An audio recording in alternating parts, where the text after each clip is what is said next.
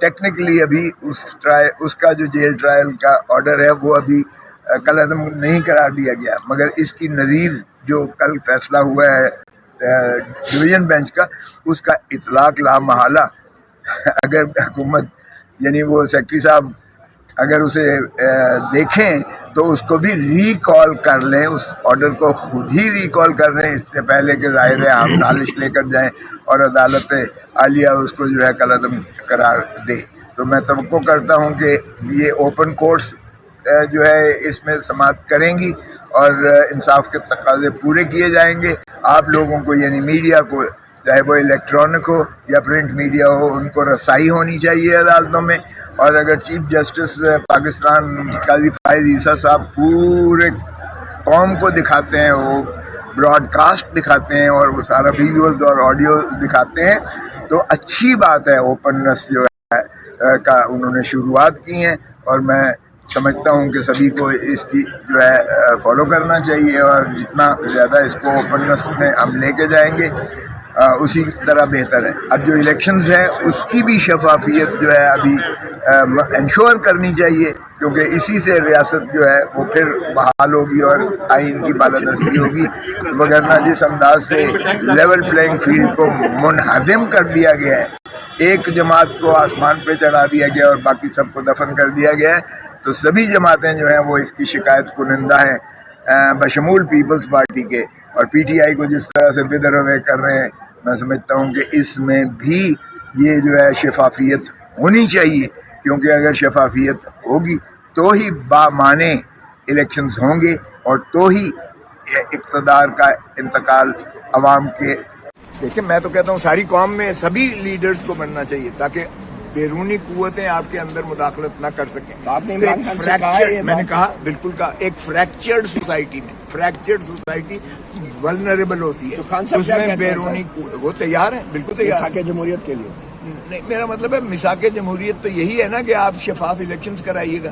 وہ کہتے ہیں اس پر جو آپ مل کے اس پر جو کنسنسس ہو سکتا ہے، اس میں بالکل روڈ میپ بننا چاہیے تاکہ سبھی کو لیول پلینگ فیلڈ ہو، عوام کو حق ہو کہ وہ اپنا جو ہے آزادانہ رائے کا اظہار کر سکیں، اور انہی کی رائے پر جو ہے پھر آگے اسمبلیاں بنے اور اس سے مترشح حکومتیں ہوں، تاکہ ملکیت عوام کو دی جائے۔ اس کے ملک کے 3 نسلیں ہم آلریڈی گروی کر چکے ہیں قرضے لے لے کر، کب تک ہم اپنی قوم اپنے عوام کو بے وقوف بناتے جائیں گے؟ سر، یہ 18ویں ترمیم کے اوپر جو باتیں ہو رہی ہے، اس میں تبدیلی کی، تو آپ کیا کہیں گے؟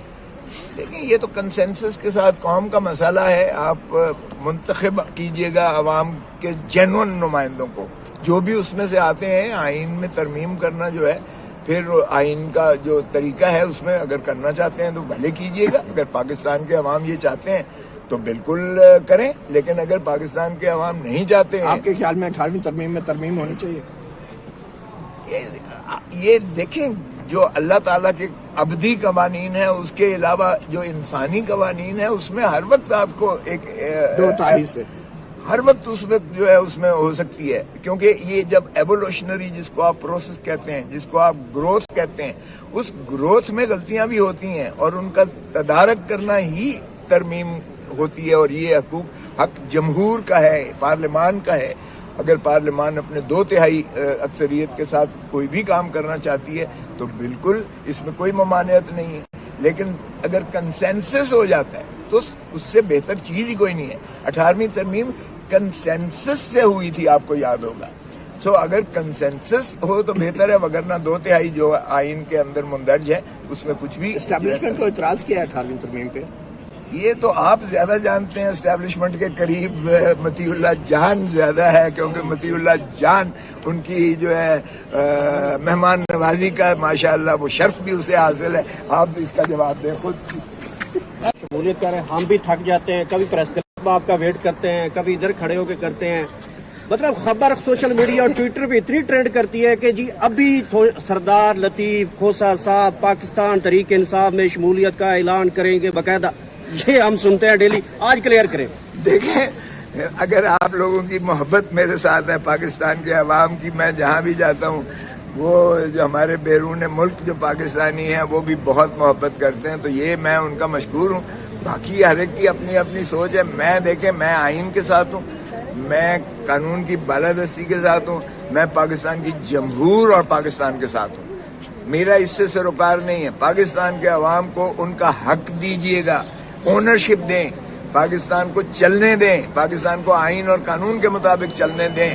اس میں پھر ہر ایک کا اپنا فیصلہ ہوتا ہے کہ وہ کس آرٹیکل 17 میں لکھا ہوا ہے کہ اس فرد کا حق ہے کہ وہ کس پارٹی میں جو ہے ایسوسیشن بنانا.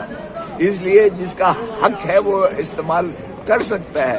فی الحال میں کوئی ایسا جو ہے وہ نہیں کر رہا کہ یہ شائبہ ملے کہ شاید میں اس نیت سے پاکستان کے لیے یہ مقدمہ لڑ رہا ہوں کہ میری شاید کوئی ذات کو اس میں منفیت ہے. دیکھیں, آپ کو اپنی ذات سے باہر نکلنا پڑے گا. جب آپ دھرتی ماں کے محبت میں آپ سوچ کر کے فیصلے کر کے عملداری کریں گے تو ہی آپ کا ملک آگے پھلے گا پھولے گا. اگر آپ اپنی ذات کے لیے کرتے رہیں گے تو پھر ظاہر ہے کہ اس کی قباحتیں ہوں گی, اور یہی بدقسمتی سے ہو رہا ہے. ہم اپنی ذات سے باہر نہیں نکلتے. ہمارے حکمران تو امیر سے امیر تر ہوتے چلے جا رہے ہیں اور دھرتی ماں ڈوبتی چلی جا رہی ہے. جمہور یعنی عوام جو ہے غربت کی دہلیز سے نیچے جا رہے ہیں, اور اس کی وجہ ہی ہے. سردار صاحب بتائیے گا کہ اگر عمران خان صاحب آپ کو جیل میں ملاقات کے دوران کہیں کہ اب آپ کی بڑی ضرورت ہے پارٹی کو اور آپ آ جائیں پراپرلی طور پہ, تو پھر آپ مائنڈ میک اپ تیار کر چکے ہیں کہ پاکستان تحریک انصاف جوائن کر لیں گے ان کے کہنے کے؟ مروت صاحب کو بھی وائس پریزیڈنٹ آپ بنا کا دیا. کیا خیال ہے کہ یہ تو ہر جیل کی میٹنگ میں یہ بات ہوتی ہے؟ بول کے جو سی ای او ہیں اپنا شعیب شیخ صاحب, ان کا جو ہے آج ان کو بری کر دیا ہے. ان کے 26 لوگ تھے, سارے کیسز سے بری کر دیا ہے. ان کے سارے جو عملے فیل ہے جن کو کیا گیا تھا بری کر دیا ہے.